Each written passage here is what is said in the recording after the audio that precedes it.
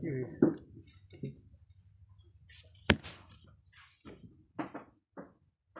কি স্যার আজকে হচ্ছে স্যান্ডেল শিখাবো। হ্যাঁ, সবাই গোল টোল হয়ে ইয়ে করো, আমি দেখাচ্ছি।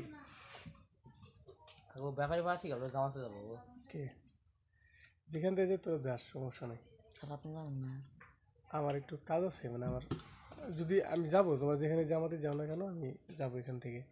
হয়তো রেগুলার থাকতে না পারি 3 দিন, যদিও বুধবার দিন পারবো। ধরো শুক্রবার যে থাকলাম, কামড় করেছে বুধবারে তো সমস্যা। হ্যাঁ সেন্টেন্স বাক্য খাওয়া বন্ধ কর। পরে খাবো। সেন্টেন্স অর্থ কি? বাক্য। আমি এই ক্লাসগুলো এই জন্য করাচ্ছি তোমাদের রেগুলার, যেন তোমরা আবার নতুন করে কী করতে পারো, এটা রিভিশন দিতে পারো, শেখা হয়ে যায়। ইভেন যখন ভুলে যাবা তখন আবার ইউটিউবে গেলেও ক্লাসগুলো পেয়ে যাবা। ওকে, সেন্টেন্স বাক্য যখন কয়েকটি ওয়ার্ড মিলে সুন্দরভাবে মনের ভাব প্রকাশ করে তখন তাকে সেন্টেন্স বলে, অথবা যখন কয়েকটি ওয়ার্ড একত্রিত হয়ে সম্পূর্ণ অর্থ প্রকাশ করে তখন তাকে কি বলে? সেন্টেন্স বলে। আই মিন একটা ওয়ার্ড, দুইটা ওয়ার্ড, এরকম কয়েকটা ওয়ার্ড মিলে সেন্টেন্স। আই গো টু স্কুলে যদি বলো, আই একটা ওয়ার্ড হবে, গো একটা ওয়ার্ড হবে, আই গো টু স্কুল, হ্যাঁ, প্রত্যেকটা আলাদা আলাদা একটা কি এক একটা ওয়ার্ড। এগুলো ওয়ার্ড যেন একত্রে সুসজ্জিত হবে এবং মনের অর্থ প্রকাশ করে, বলছে কিন্তু সুন্দরভাবে মনের ভাব প্রকাশ করতে হবে। আবুল তাবুল লেখলা কোনো অর্থ প্রকাশ করলো না, সেটা কিন্তু সেন্টেন্স হবে না। কথা ক্লিয়ার? আর সেন্টেন্স হতে হলে অবশ্যই টেন্স অনুসারী হতে হয়, তাছাড়া হয় না কখনো। সেন্টেন্সের গঠন, সেন্টেন্সের গঠন 3 ভাবে হয়ে থাকে।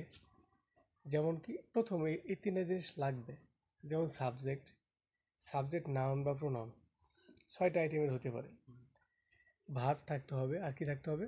অবজেক্ট থাকতে হবে। তুমি বলবা স্যার ভুল কথা কেন? স্যার সেন্টেন্স হতে এই 3টা লাগে না, ভার্ব আর অবজেক্ট দিলেই হয়। যেমন ইম্পারেটিভ সেন্টেন্স, যেমন কি সেন্টেন্স? Imperative sentence. কিন্তু ইম্পারেটিভ সেন্টেন্সে ইউ উজ্জ থাকে, তার মানে বোঝা গেল ইম্পারেটিভ সেন্টেন্সেও কি আছে, আমাদের সাবজেক্ট আছে, কিন্তু ইউটা উজ্জ থাকে। যেমন আমি বলি শাট দ্য ডোর, দরজাটা বন্ধ করো, তাহলে অবশ্যই আমি বলবো যে তুমি দরজাটা বন্ধ করো, নাকি?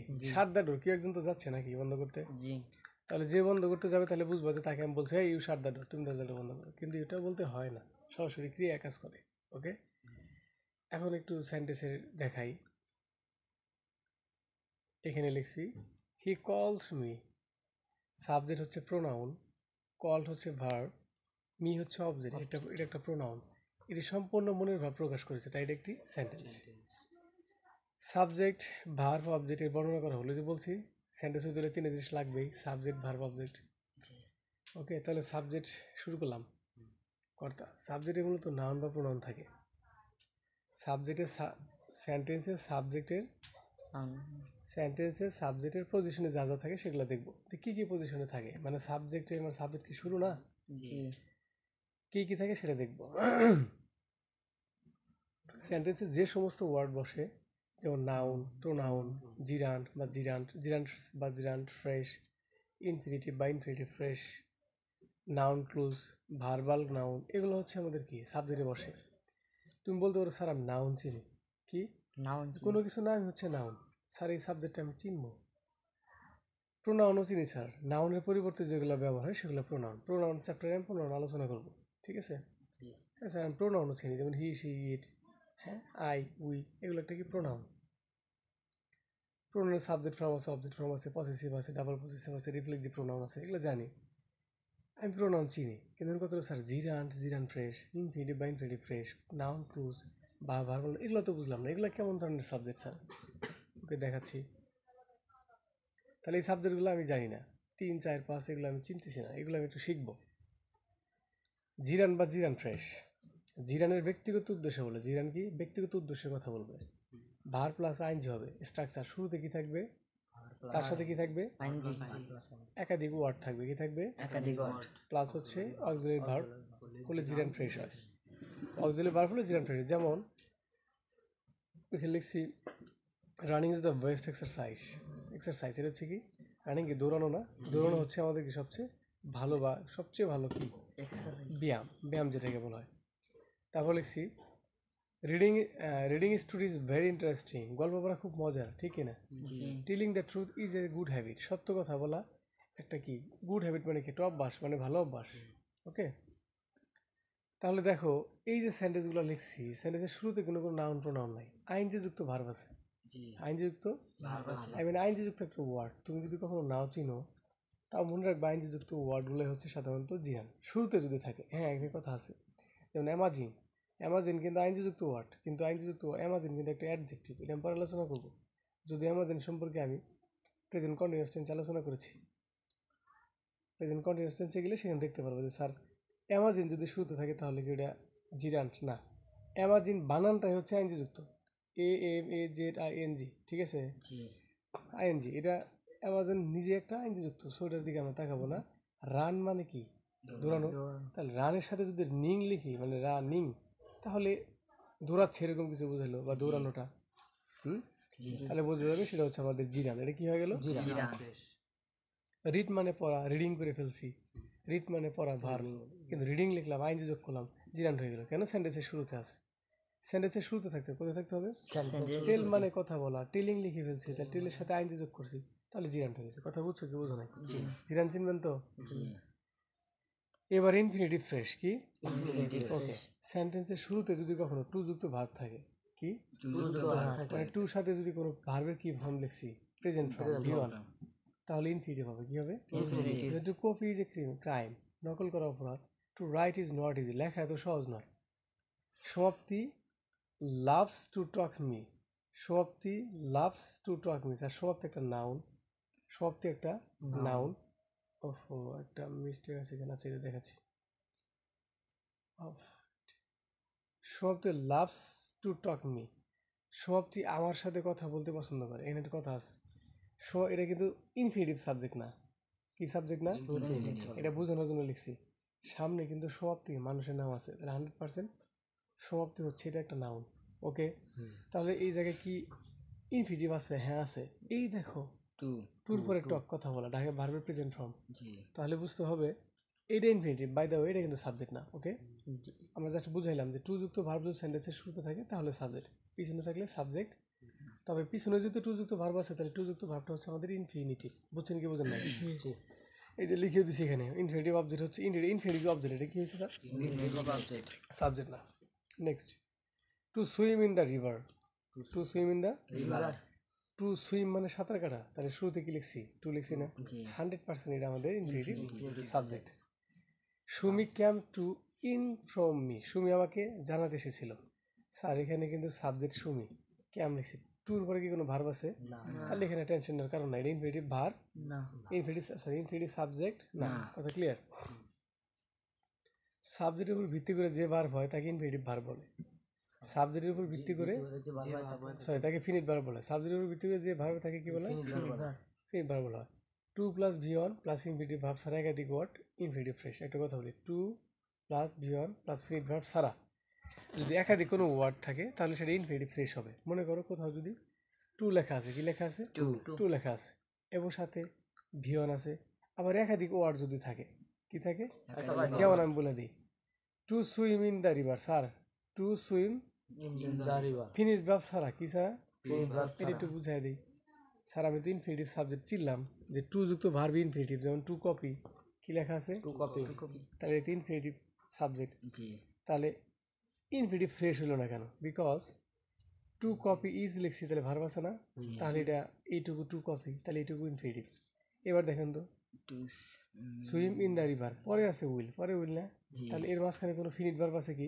না যখন টু প্লাস V1 প্লাস আর অন্য ওয়ার্ড থাকে দুই তিনটা, আর দুই একটা যদি ওয়ার্ড থাকে, তাহলে সবগুলোরে মিলে হবে কি? একটা ইনফিনিটিভ ফ্রেশ। বলেন বুঝছেন কিনা ইনফিনিটিভ ফ্রেশ? জি ঠিক আছে, অর্থাৎ ওই একাধিক ওয়ার্ডগুলোর মাঝে কি থাকবে না? কোনো অক্সিলারি ভার্ব, কোনো ফিনিট ভার্ব থাকবে না। এই যে আবার ফিনিট ভার্ব কাকে বলে বুঝে দিছি, সাবজেক্টের উপর ভিত্তি করে যে ভার্ব তাকে ফিনিট ভার্ব বলে। এই যে ক্যাম লিখছি না স্যার, জি সুমি ক্যাম, ঠিক আছে, তাহলে বুঝতে হবে যে এখানে সুমিকে বোঝানো হয়েছে। ওকে,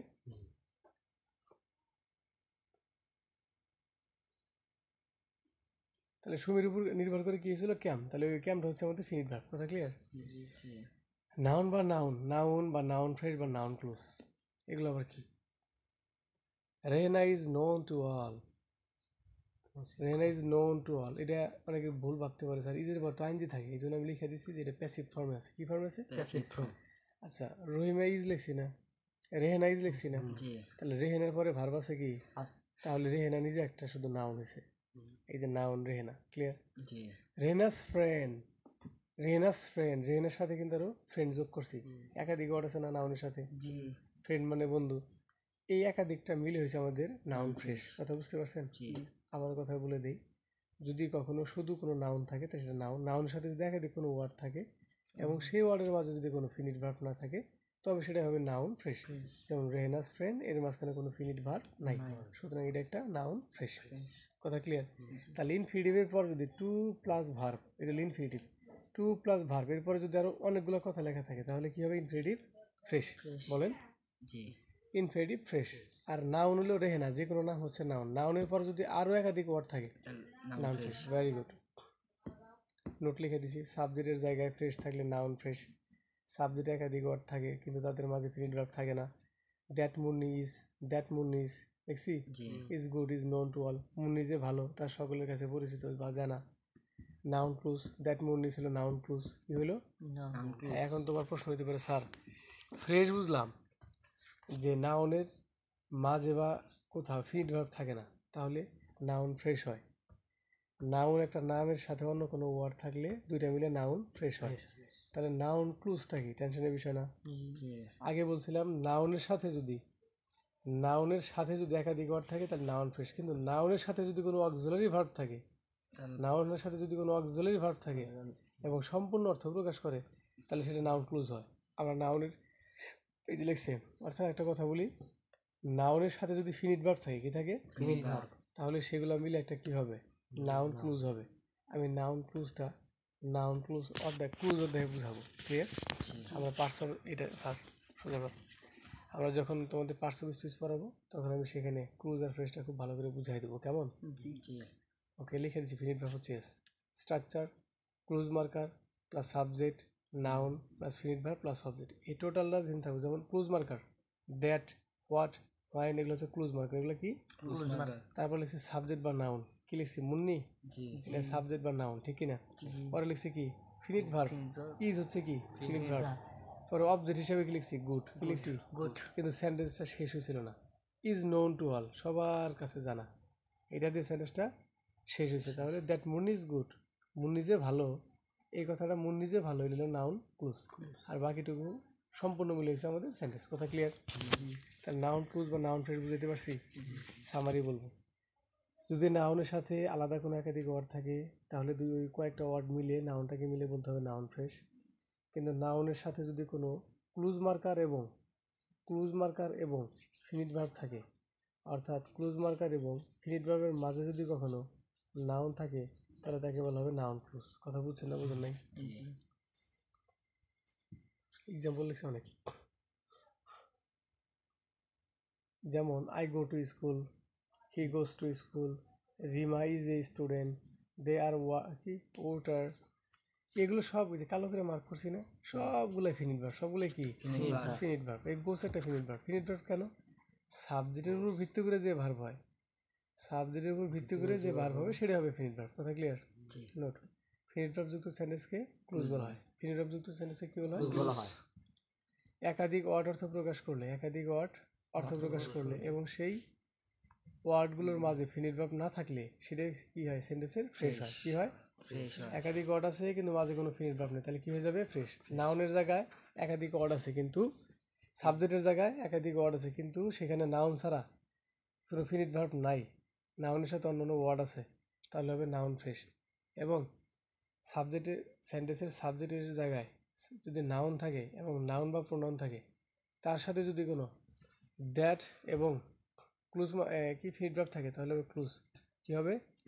মানে প্রথমে ক্লুজ মার্কার, পরে হচ্ছে মনে করো যে অক্সিলারি ভার্ব বা ফিনিট ভার্ব, মাঝখানে যদি নাউন বা প্রোনাউন হয় তাহলে হবে ক্লুজ। বুঝতে পারছেন? ভার্বাল নাউন খুব প্রবলেম। ভার্ব থেকে যে নাউন হয় সেটি হচ্ছে কি? ভার্ব থেকে যে নাউন হয় তাকে কি হয়? Determiner plus adjective. খেয়াল করেন, এটা স্ট্রাকচার। ভার্ব থেকে যে নাউন হবে সেটা হবে কি? Determiner plus adjective plus verb plus ING বা ভার্বাল ওয়ার্ড বা প্রিপজিশন, এগুলো মিলে হবে একটা ভার্বাল নাউন। যেমন ভার্বাল নাউন সবার উদ্দেশ্যে কথা বলে, কার উদ্দেশ্যে? সকল উদ্দেশ্যে। The smoking of causes cancer, the smoking of causes cancer. Sir determiner হলো দা, অ্যাডজেক্টিভ স্মোকিং বা ভার্ব, ঠিক আছে? জি অফ, এই যে প্রিপোজিশন লিখছি, জি এই প্রিপোজিশন, এই অর্থাৎ ডিটারমিনার এবং প্রিপোজিশনের মাঝখানে যদি কেউ থাকে, এই সবগুলো অর্থাৎ প্রথমে ডিটারমিনার এ অ্যান্ড দা, কি এন্ডা এ অ্যান্ড দা বা দি, এবং প্রিপোজিশন কি অফ, ঠিক কিনা? প্রিপোজিশন তো চিনি নাকি? অফ এই এই ডিটারমিনার এবং প্রিপোজিশনের মাঝে যদি কোনো ওয়ার্ড থাকে, তাহলে প্রিপোজিশন থেকে এই ডিটারমিনার পর্যন্তকে বলা হবে আমাদের ভার্বাল নাউন। কথা ক্লিয়ার? ক্লিয়ার? দেখেন, এটা কিন্তু স্মোকিং, এটা কিন্তু একটা ভার্ব, স্মোক থেকে স্মোকিং হয়েছে। কথা ক্লিয়ার? জি করে দ্য রিডিং অফ, কি লিখছি? দ্য রিডিং অফ কোনো কিছু বোঝার দরকার নেই, প্রিপোজিশন এবং ডিটারমিনারের মাঝখানে কি আছে? রিড মানে পড়া, রিডিং করছি না? তাহলে এগুলো হচ্ছে verbal noun. A good beginning, a good beginning of, a good beginning of a হচ্ছে ডিটারমিনার মানে article a and the, clear? Good হচ্ছে অ্যাডজেক্টিভ, ক্লিয়ার? ভার্ব হচ্ছে বিগিনিং, ক্লিয়ার? জি প্রিপোজিশন হচ্ছে অফ। অফ তাহলে এই যে এ থেকে ডিটারমিনার থেকে প্রিপোজিশনের মাঝখানে যা আছে, এর সবগুলোকে মিলে কি বলা হবে আমাদের? কথা ক্লিয়ার? জি এগুলো দেখবেন বেশি বেশি, সাথে পড়বেন, দেখবেন আপনাদের ইজি হয়ে যাবে। এগুলো জানা দরকার আছে উপর ক্লাসে গেলে, ওকে? বেসিক তো বেসিকই, যেন কারোর কাছে হাত কান মুখ এগুলো যেন না পারতে হয়, ওকে? এখান থেকে শিখে নিন। আমি যা বলতেছি এর বাইরে কোনো কথা নেই, জি এগুলোই বেস্ট। তুমি যত বই পড়বে আওলায় যাবে, আমি একদম সাজায় গোছায় নোট করছি তোমাদের জন্য, তোমরা এগুলো বেশি বেশি প্র্যাকটিস করো, খুব সহজ ইজি হয়ে যাবে, ওকে? অবজেক্ট, আমরা কি শিখছিলাম? সাবজেক্ট, সাবজেক্টের 6টা অবস্থান শিখছি, কি? নাউন, প্রোনাউন শিখলাম না সবগুলাই? জি ভার্বাল নাউন শিখলাম, ইনফিনিটিভ শিখলাম, নাউন ফ্রেজ শিখলাম, ক্লুজ শিখলাম, ওকে? এখন আছে ভার্ব। ভার্বটা এখানে আলোচনা করবো না বিশাল কিছু, ভার্ব আমরা পার্টস অফ স্পিচ যখন পড়বো সেখানে ভার্বের একটা চ্যাপ্টার আছে, সেটা আমরা পড়বো, ক্লিয়ার? জি আবার তো দেখেন অবজেক্টটা পড়ি, কি পড়বো? অবজেক্ট মনে রেখেন, অবজেক্ট অর্থ কর্ম। কর্ম এবার মনে করা হলো অবজেক্টটা কি। আসলে অনেকে কর্ম আর কাজকে এক করে ফেলে। আমি যদি বলি আমি গভর্নমেন্ট এমপ্লয়ার, কি গভর্নমেন্ট আমার কাজ হচ্ছে, মনে করো সিম্পল, যেমন ডাক টিকিটের কাজ, কি আমি বাড়ি বাড়ি চিঠি পৌঁছাই দিই। তাহলে আমি যদি গভর্নমেন্ট এমপ্লয়ার হই ডাক টিকিট হিসাবে, তাহলে খেয়াল করো আমার কর্ম হচ্ছে আমি একজন গভর্নমেন্ট এমপ্লয়ার, আমার কর্ম। কিন্তু আমার কাজ ভার হচ্ছে কি চিঠি পৌঁছানো, লেটার পৌঁছানো মানুষের দ্বারে দ্বারে। কথা ক্লিয়ার? জি আমার কর্ম হচ্ছে, আমার কর্ম হচ্ছে ব্যবসায়ী, আমি আমি কি করি? ব্যবসা করি, এটি আমার অবজেক্ট। কিন্তু তুমি যদি জিজ্ঞাসা করো আপনি কি বিক্রি করেন, আপনার কাজ কি, তখন আমি বলবো যে আমি চাল বিক্রি করি। কি বিক্রি করি? বিক্রি করা একটা ভার্ব।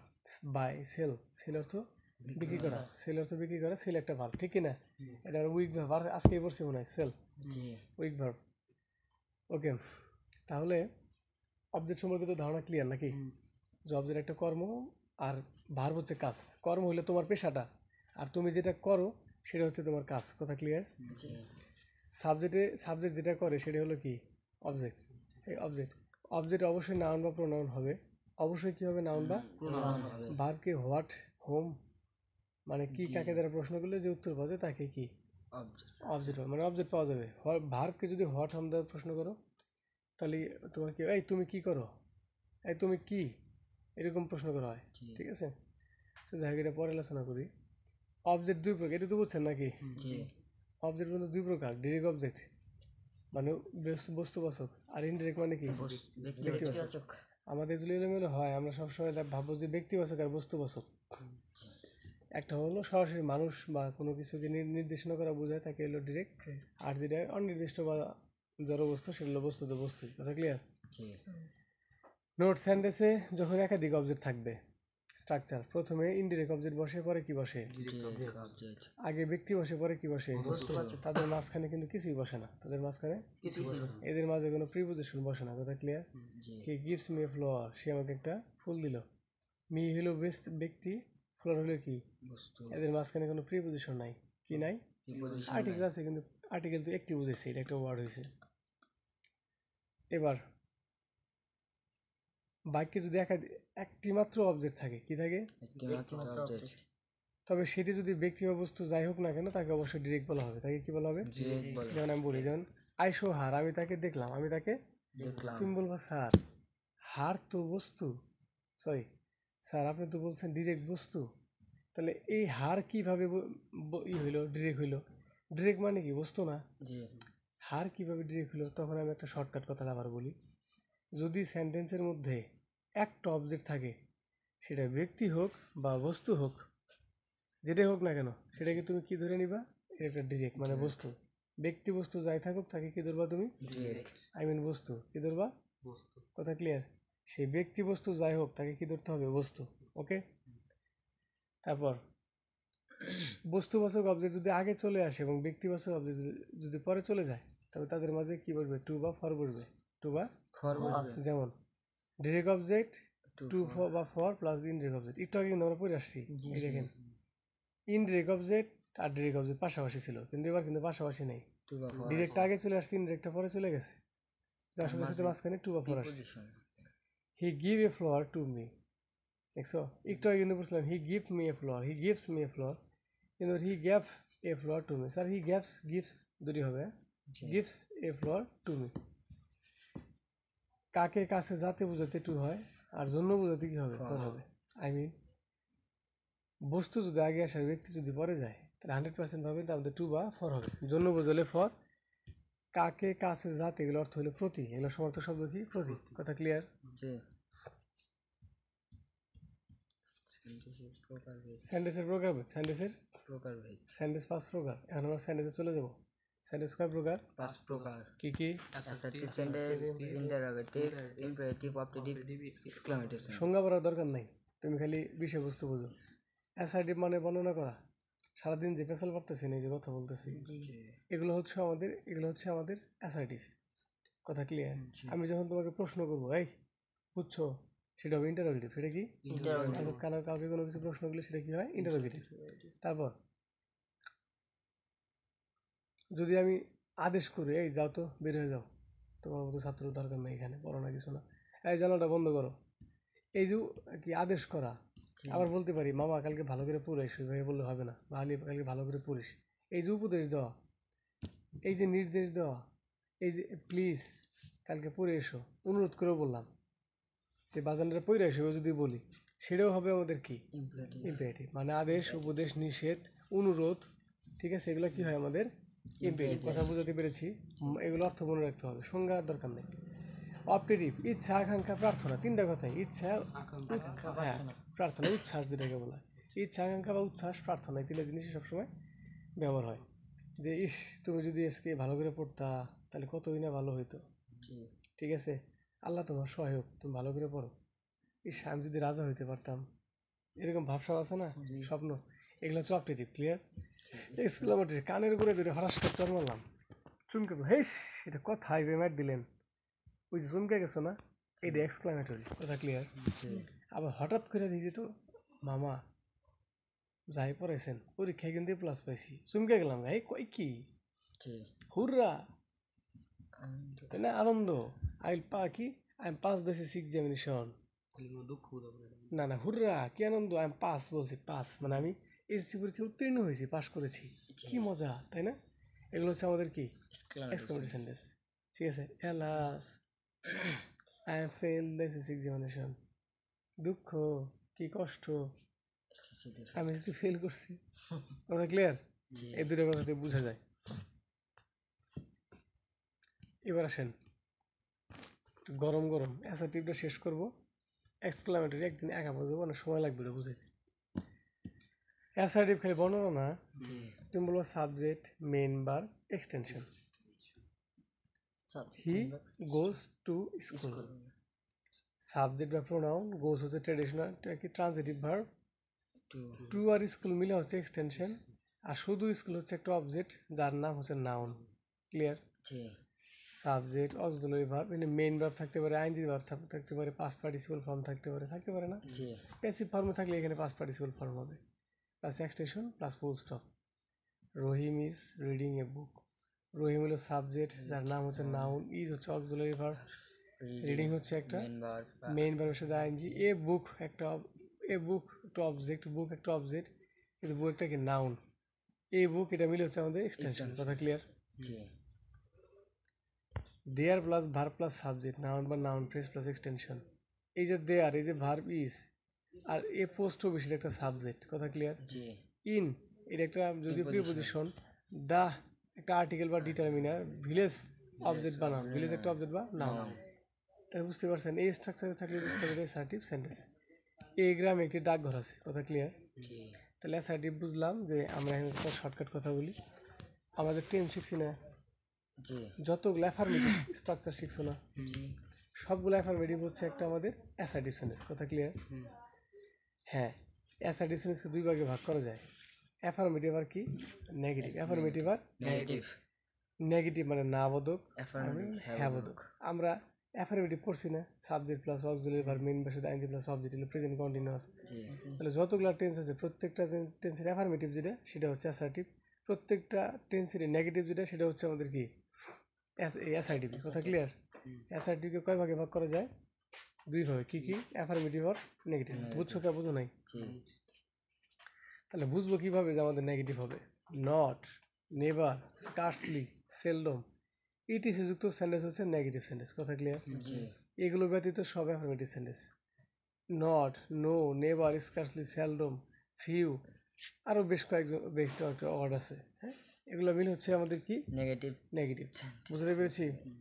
ওকে। হার্ডলি, হার্ডলি, হার্ডলি আছে, এটা কি একটা হার্ডলি কি নেই, যদি হার্ডলি, ফিউ, এগুলো সব লিটল, এগুলো কি নেগেটিভ শব্দ। ক্লিয়ার মন থাকবে? জি এগুলো ছাড়া যতগুলো ওয়ার্ড থাকবে ওটা টেনশন নেই, বাবা দিন না, সব অ্যাফার্মেটিভ। ঠিক আছে। যাবো ইন্টারোগেটিভে, আমরা কি ডাব্লিউএস ওয়ার্ড শিখছি না? জি তাহলে WS word plus auxiliary verb plus subject plus extension, অর্থাৎ ডাব্লিউএস ওয়ার্ড দুনিয়ায় যতগুলো হোয়াট হো হাম এগুলো যেটা আছে, যতগুলো আছে তার সাথে অবশ্যই অক্সিলারি ভার্ব থাকতে হবে, এবং তারপরে কি থাকতে হবে আমাদের একটা এক্সটেনশন মানে সাবজেক্ট থাকতে হবে। ডাব্লিউএস ওয়ার্ড থাকতে হবে, অক্সিলারি ভার্ব থাকতে হবে এবং সাবজেক্ট থাকতে হবে। যেমন হোয়াট অক্সিলারি ডাব্লিউএস ওয়ার্ড, জি হোয়াট, হাউ, হুম, ঠিক আছে না? ইজ অক্সিলারি দ্যাট, এগুলো হচ্ছে আমাদের ডাব্লিউএস ওয়ার্ড। দ্যাট না, sorry, what, who, whom, whose, where, when, এগুলো হচ্ছে আমাদের ডাব্লিউএস ওয়ার্ড। এগুলোর সাথে একটা অক্সিলারি ভার্ব থাকতে হবে এবং একটা কি থাকতে হবে, সাবজেক্ট থাকতে হবে, তাহলে ইন্টারোগেটিভ হয়ে যাবে। আরেকটা আছে অক্সিলারি ভার্ব, ওই যে আমরা একটা শিখছি না জি ইন্টারোগেটিভের ক্ষেত্রে, যতগুলো টেন্সেরই দেখছো না যে অক্সিলারি ভার্ব সামনে চলে আসে, ওইটা একটা আমাদের কি ইন্টারোগেটিভ। তাহলে নিয়মটা কি? শুরুতে অক্সিলারি ভার্ব থাকতে হবে, তারপরে 100% কি থাকতে হবে, সাবজেক্ট তারপরে কারে বসাবা তোমার ব্যক্তিগত, জি কথা ক্লিয়ার? আর আর ইউ ডক্টর, তুমি কি একজন ডক্টর? ওকে। একটা হচ্ছে what's your name, what is your name, তোমার নাম কি? আর ইউ ডক্টর, তুমি কি একজন ডক্টর? হ্যাঁ, এখানে নোট আছে, একটা ইম্পর্টেন্ট কথা আছে, সেটা হচ্ছে শুধুমাত্র অক্সিলারি ভার্ব দ্বারা সেন্টেন্স শুরু হলে ইয়েস আর নো উত্তর পাওয়া যায়। আমি যদি বলি যে আর ইউ ডক্টর, তুমি বলবা কি নো, বা ইয়েস, হ্যাঁ আমি ডক্টর, নো আমি ডাক্তার না। কিন্তু অক্সিলারি ভার্ব দ্বারা যুক্ত ইন্টারজেক্টিভ সেন্টেন্সকে ইয়েস আর নো কোশ্চেন বলা হয়, কি সরি কি বলা হয়, ইয়েস আর নো কোশ্চেন বলা হয়। বাকিটা হলো এটা উত্তরমূলক, এটা কি শুধু উত্তর পাওয়া যায়। ডাব্লিউ শব্দের প্রশ্নগুলি কি পাওয়া যায়, আর অক্সিলারি ভার্ব দ্বারা প্রশ্নগুলি কি পাওয়া যাবে, ইয়েস আর নো। বুঝছেন কি বুঝেন নাই? জি আমাদের ডাব্লিউ ওয়ার্ড কিন্তু শেষ, এবার আছে ইম্পারেটিভ। কি আছে? ইম্পারেটিভ ইম্পারেটিভ সেন্টেন্স, ইম্পারেটিভ সেন্টেন্সের বৈশিষ্ট্য কার? ইম্পারেটিভ সেন্টেন্সের বৈশিষ্ট্য একটি মাত্র সেন্টেন্স যে সেন্টেন্সে কোনো সাবজেক্ট থাকে না, সাবজেক্ট সবসময় কি থাকে, উদ্দেশ্য থাকে like shut the door, shut the ডোর, এটা ভার্ব, এটা এক্সটেনশন, পুরোটা মিলে কি এক্সটেনশন দ্য ডোর মিলে একটা এক্সটেনশন।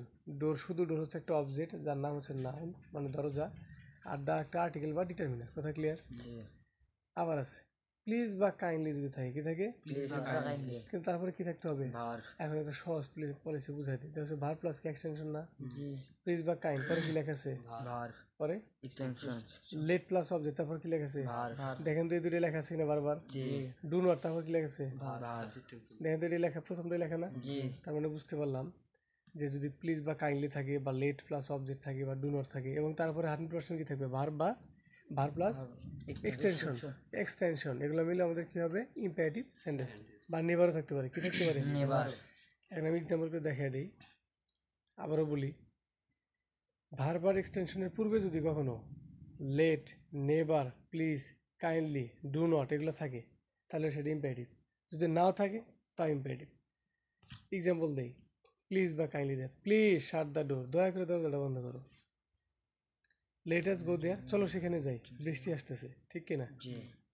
পরে ডু নট শাট দ্য ডোর, এই দরজা বন্ধ করিস না, ঠিক কিনা?